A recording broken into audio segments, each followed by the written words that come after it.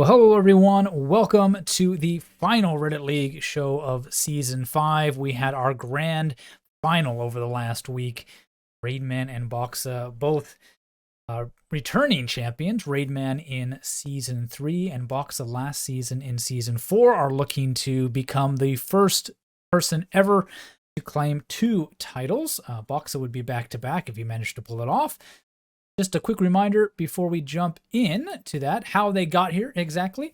Boxa and Raidman having the 2 best scorers, of course, and beating out Pluki and Orpheus, the Frenchman, in their semifinal matchups on an AI-generated world gets us to this one.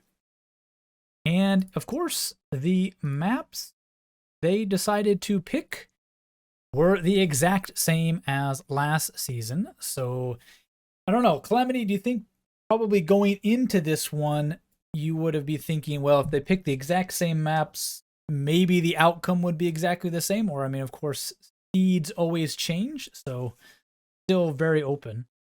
Yeah, I don't think you can judge it based on that, especially how close those games always are. If it were the case of like, I don't know, in a past season that one of those maps had been played and it would have gone significantly in favor of one person or the other, then you could maybe say, okay, maybe that's a better map for that person. But as it were, both of those maps are generally very easy, meaning that you're gonna have to 25k it or get very close to it. By very close, I mean maybe you can make one small error with pinpointing if you're really lucky, but no further errors will be allowed.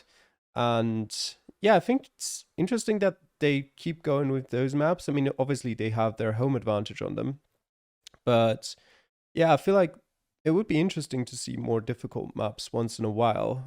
But I guess so far neither of them has really had any too negative experiences playing them.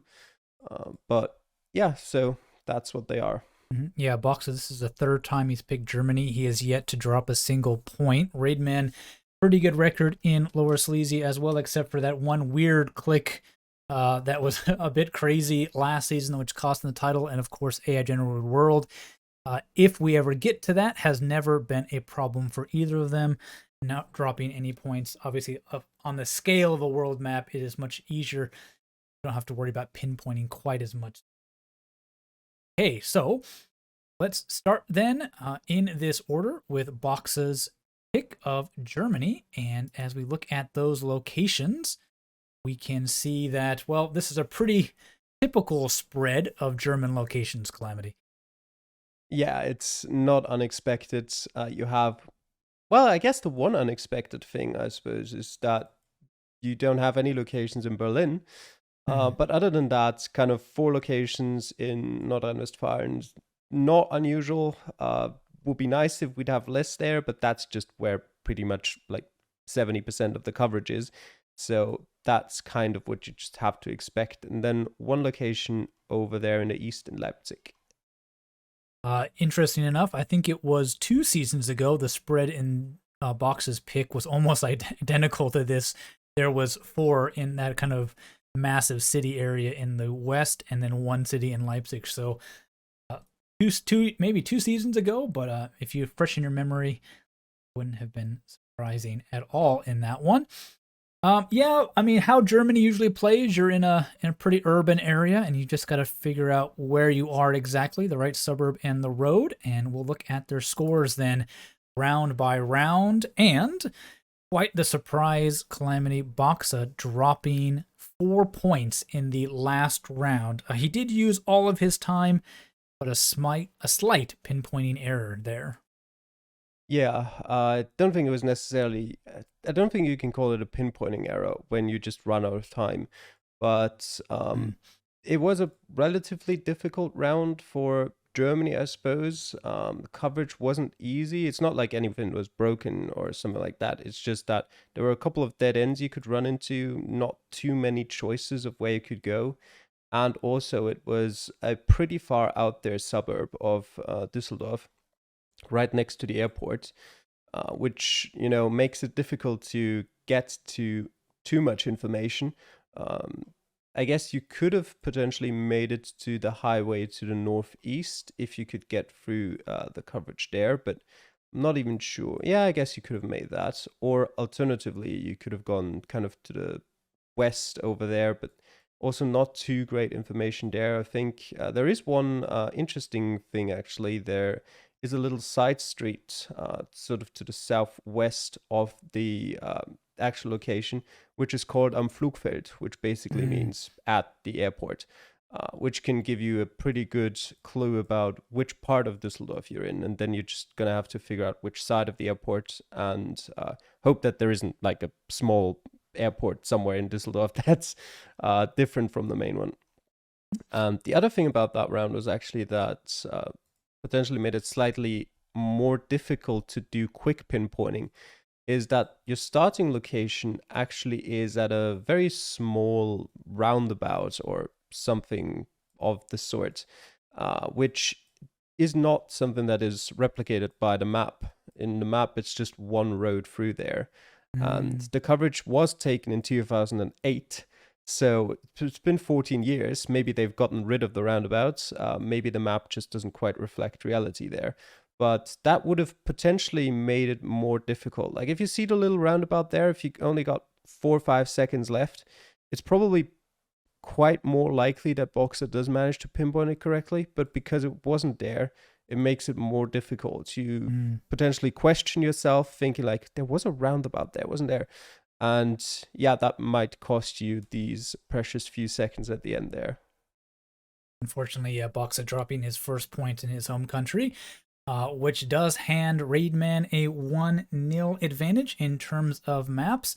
And we head into Poland, at least the state of Lower Silesia, for him. And yeah, again, a pretty nice spread of locations here, Clown. We have a couple in the more urban areas, and then a couple of them kind of spread out in the kind of countryside as well. Yeah, I think it was a pretty nice seed. I mean, it kind of depends on what seed you really want. Lower Silesia was actually something I had to go with the third seed I created because the first seed was too easy. Not that I wouldn't have given them an easy seed, but it put me second on the leaderboard, and that's not really ideal. For because they wouldn't, but you could check the locations of the leaderboard. So I had to create another one, and that had a broken location that I'm still not quite sure why and how it was broken because essentially it put me in and I couldn't move. But when I went back later on and like after the game and clicked on it, I could move just fine. There was nothing broken about the location. So I don't know what happened with that. But I had to throw that one out too. And this is number 3, which we eventually got. And yeah, I think it was pretty okay. Little fun fact, the round 3 of that seed has actually been deleted by Google in the like 2 days between the time when they played it and when we're recording the show right now.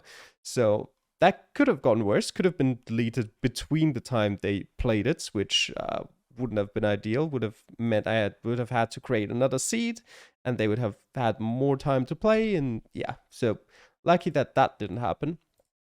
But yeah, overall, I think the seed wasn't too difficult. Round 3 was the only round where I myself had any real problems with it, and neither of those two did. So maybe just went the other way or knew the towns better. And yeah, that left us with just one round that made the difference here, which Yeah, was so round 4. yeah, if we look at their total scores again, of course, perfect game for Raidman on his home map. And yeah, round 4, Boxa dropping 6 points. And yeah, it was a Geoguessr round for sure, in the sense that it was a long straight highway with not a whole lot to pinpoint. And Boxa did guess a little bit early. He guessed at 2 minutes and 11 seconds. So I think he just thought, I'm on a long straight stretch. I've done the best I could. I could spend another 40 minutes, 40 seconds trying to, pinpoint this one, but is it worth it? At the end, maybe it was, because Raidman did spend his full time, but managed to get an ace on it. Yeah, it's always a bit difficult with locations like that, and I myself have gotten quite a bit better at them because, you know, it can be very random if you really are in the middle of nowhere with no reference points at all. But you kind of just, you got to look around and see whether you can find at least something that might be helpful for you.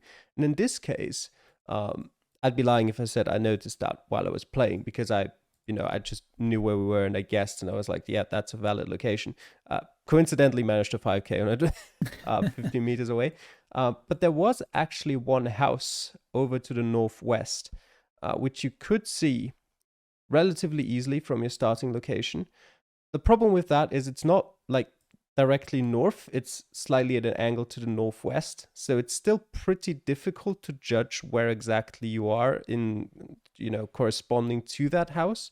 But it is something that can help you pinpoint and maybe make it, not completely random. Because I think like if you try to judge the distance based on both of the curves, it's pretty difficult to accurately get it. I mean, you're sort of halfway in between, and Boxer wasn't far away. He was 33 meters away. So he was missing sort of 8.5, 9 meters to get a perfect score there. So yeah, at the end of the day, Raidman, just with his ability to pretty much 5K any location, no matter whether there's anything to help him with or not, coming out on top of that one. Didn't even drop a single point in those two maps. We did have one more map, of course, AI Generated World, and in case you were curious at what that looked like, we can just show you now. Here are the locations. We had 3 Eastern European locations, which was quite interesting, including one in Poland again, around in Mexico and in Australia. And, well, yeah, it wasn't difficult for any of them. They both managed 25K'd, but unfortunately for Boxa, he was, 18 seconds too slow and loses to Raidman on time. So he technically goes down 0-3, so wasn't even able to grab one map against Raidman. Very close fight, though, Calamity. A total of only 10 points dropped, right? 4 and 6. So yeah, 4 plus 6 is 10. You are correct. I can do math.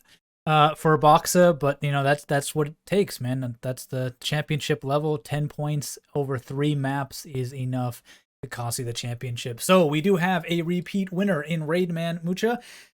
Did take a season off, letting Boxa hold the trophy for him for a little bit, but he does claim it back in this one. And all I can say is that if these two are our finalists in season 6 coming up, Calamity, it'd be no surprise if this one goes back and forth for a while. Yeah, for Boxer, it was actually closer, I think, even than it seems, because Boxer was faster than Raidman in Germany as well. So if he had just been able to have like 5 seconds more, or just been a little bit quicker in that last round, he would have taken that. And as we know, the AI generated world came down to 18 seconds. So it was really, really close in those two, and just slightly going the way of Raidman in that one. The AI-generated world seed was actually pretty interesting as well. It wasn't a super easy seed. I'm pretty impressed that they both managed to 25K it. And yeah, looking forward to seeing what happens if we get any more matches between them in the future. Indeed. Well, yeah, that does wrap it up for season 5. Raidman again taking that crown. And yeah, we've got a slew of promotions and relegations, so there'll be a bunch of shuffling happening, as well as a bunch of new players, of course, coming in, and old ones dropping out as people decide to return or not. Yeah, but what can you tell us about season 6 right now, Calamity? I know it's a couple months away, and you might not want to think about it quite yet. But yeah, what's on the horizon for the next season of Reddit League? Yeah, let's start with the question that probably everyone has in their mind. When is it going to be? And the answer to that is, I don't quite know yet. There'll definitely be, I mean, if you think about the past, it's usually been about a 3 to 4 month gap between seasons. Maybe with if you include preseason, then a little bit less. And honestly, it depends a bit on what happens with the coverage, because, there's been people saying they don't want to play with this broken coverage, and Now maybe Google fixes everything in a month or two and everything's fine, or maybe Google breaks it completely within the next 2 months and it becomes completely unplayable. And as long as that isn't clear, it becomes pretty hard to say, to give an accurate time frame of when it'll definitely happen. So I'd just say, there'll be an announcement, probably like a month before the start of it or something like that, just to give people the time to sign up again. And just, it depends. You can kind of grasp it yourself just looking at the current state of Google Maps and Google Street View, whether it's likely to come sooner or later. But yeah, so overall, usual times 3-4 minutes, 3-4 months. And if it isn't then there'll definitely be information, probably on this channel, probably somewhere else as well, on what's going on. Now, there won't be too many changes, I think. There's been a couple of things I've thought about that might be interesting. One thing was specifically that it has been pretty difficult to get out of Division 4 and Division 5, which is obvious because, there's 20 people in each of those divisions and there's only 12 people in Division 3. So obviously you can't have too many people get out of them. But I thought of perhaps increasing the amount of people getting out of those divisions slightly. And one idea I had concerning that was to maybe, at least for sure between divisions 4 and 5, to make it 4 promoted and relegated players instead of 3. So essentially you wouldn't have a sort of tournament bracket anymore at the end with a semi-final or a final. Mm-hmm. It would just be second from Division A against third from Division B, and the other way around, and both winners of those would get promoted instead of then just having a final playoff, just to get a bit more movement going there, because it can feel frustrating to be stuck in the same division for like years essentially. And it's a lot more difficult between Division 3 and 4, because obviously, if I say like 4 people from Division 4 get promoted, and 4 from Division 3 have to come down as well, which, would be quite a big part of that division. But I'll think of something in that regard as well. Another thing is that there will definitely be less relegation spots out of Division 5 come next season, because we've reached a level where even with Division 5, pretty much all of the players are good players that on their day can achieve pretty great scores, and therefore it doesn't feel right anymore to like basically relegate 7 of them out of the 20. And it's also quite natural that I think the number of people who will, attempt to join the tournament through preseason, etc., might, just through the times be slightly lower. So in my opinion, it just makes more sense to maybe cut that down from 7 to 5 just for next season, and we'll see how that goes.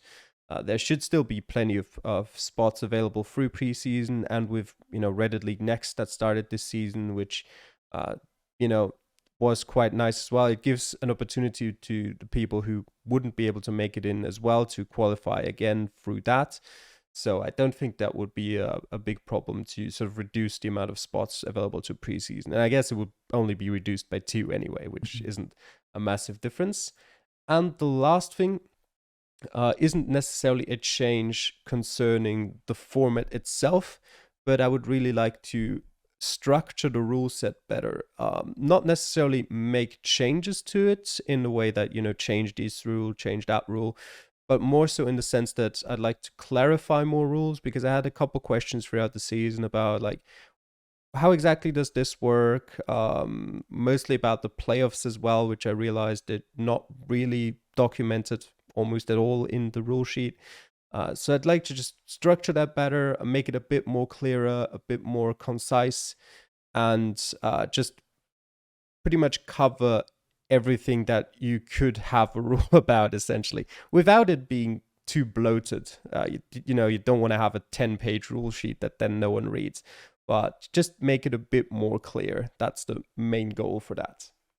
Excellent. Well, exciting changes to come in Season 6. I'm sure we all can't wait forward to see how that unfolds and who might be our next champion in the next season, even though we've just crowned a new one here in Raidman. Well, thank you all for sticking with us through the entire season. We have these shows every week, plus numerous casts, and I'm sure you've enjoyed all those. We've enjoyed bringing them to you. And just because the Reddit League is going on a bit of a break doesn't mean there won't be anything on this channel. We've got the World Cup going on right now, so there'll be some updates, and we will be bringing you the final matchup for that in about a month's time, so you want to be looking forward to that. Not to mention the possibility of some other leagues starting up. I'm sure the Map Battle League might be coming back as well in the off-season of Reddit League. You want to hit that subscribe and bell button so you can be up on all the latest competitions in competitive GeoGuessr. And we'll see you in the next one. Take care. Bye.